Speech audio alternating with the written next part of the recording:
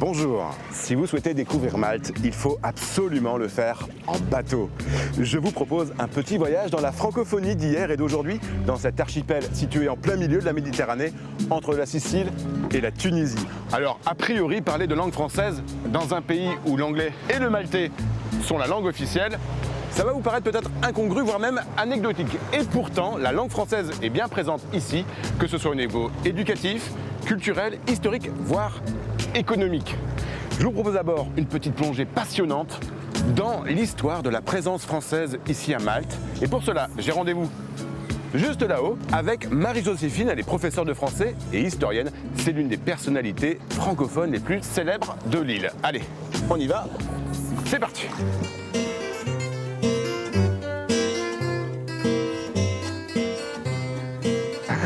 Bonjour Marie-Joséphine. Bonjour Ivan. Ça va? Ça va. Dans quelle vue magnifique. Ah oui, on est dans le port de Malte, un port naturel.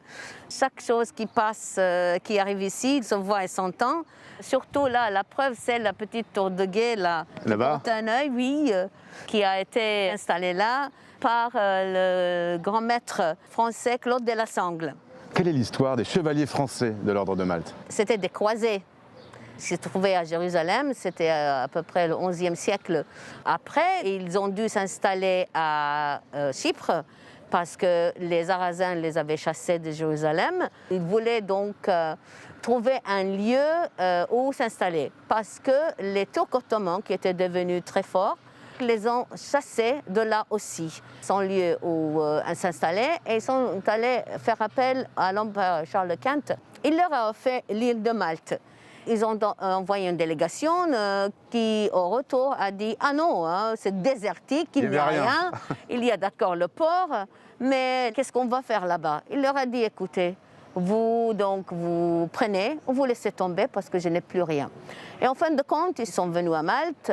Ils sont arrivés en 1530 et les chevaliers français étaient les plus nombreux. La charte par laquelle Charles de Quint avait donné donc Malte aux chevaliers de l'ordre de Saint-Jean de Jérusalem se trouve à la Bibliothèque nationale à La Valette. Tu me montres? On y va? Bien sûr, on y va. Influence française, sculpture, donc les Gavroche, sculpteur maltais Antonio Shortino. Il a été inspiré par l'œuvre de Victor Hugo.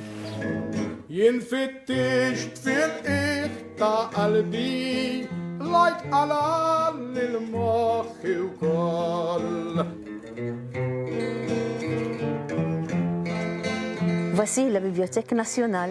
Elle est impressionnante. Hein. Oh oui, très impressionnante.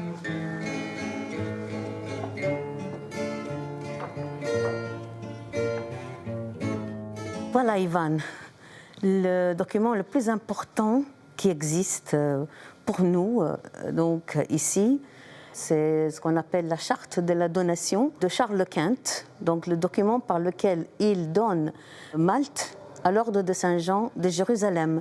Voilà sa signature. Ah oui, le document est en latin. Il a à peu près 500 ans. Pourquoi est-ce qu'il est important aussi du point de vue peut-être francophonie? Parce que c'est justement le premier grand maître français, Philippe Villiers de l'Isle-Adam, qui est allé donc chez Charles Quint, lui demander de trouver un lieu où l'ordre pouvait s'installer. Donc c'est exceptionnel de voir un document comme ça. C'est exceptionnel, vraiment exceptionnel.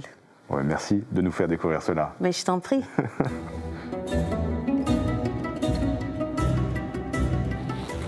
Nous voici sur cette grande place où il y a cette statue. C'est la statue du grand maître français, Jean Parisot de La Valette. Le fameux La Valette qui a donné le nom à cette ville. Oui, c'est lui le fondateur, le héros du grand siège de Malte. C'est lui qui a aussi posé la première pierre de cette ville. C'était le 28 mars 1566.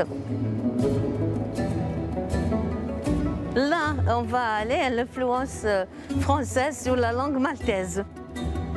Regarde ça, au-dessus de l'encadrement de la porte. Qu'est-ce que tu vois? Alors, Trabouchou.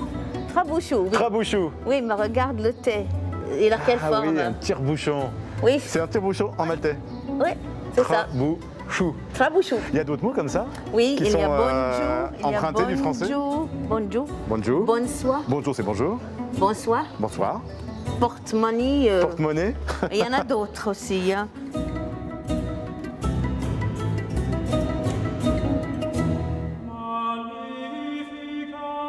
Marie-Joséphine me propose de visiter la cocathédrale Saint-Jean de la Valette. L'histoire française à Malte se raconte aussi derrière ces murs très sobres qui contrastent avec le faste de l'intérieur. C'était l'église conventuelle des chevaliers de l'ordre de Saint-Jean. Chaque fois qu'ils s'installaient dans un pays, ils voulaient avoir leur église parce qu'ils voulaient prier, c'était des moines. Cette église a pris 5 ans à la construction et 5 autres années pour l'embellissement. Et là, Marie-Joséphine, ce qu'on voit sur les murs, ce sont des feuilles d'or. C'est de la feuille d'or, donc appliquée directement sur la pierre. Cette lunette explique tout. C'est l'allégorie de l'ordre de Saint-Jean, le côté militaire et hospitalier. Vous avez donc le côté militaire qui montre donc un bâton, une galère de l'ordre.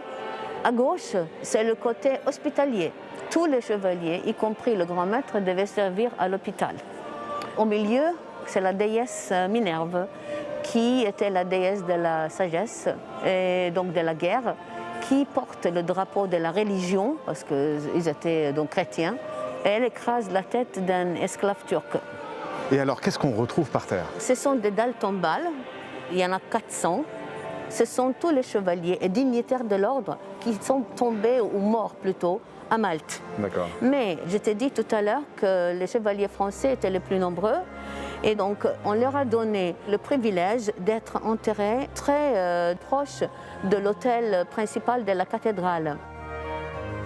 Marie-Joséphine me fait visiter la chapelle de la langue de France, la cathédrale en compte 8 qui représente chacune une langue hospitalière. Aux côtés des chapelles de l'italien, de l'espagnol et de l'allemand, on retrouve celle de Provence et d'Auvergne. Cet amour de Marie-Joséphine pour l'histoire de son pays m'étonne. Avant de la quitter, j'ai voulu savoir d'où venait cette passion. L'histoire m'a intéressée depuis toujours.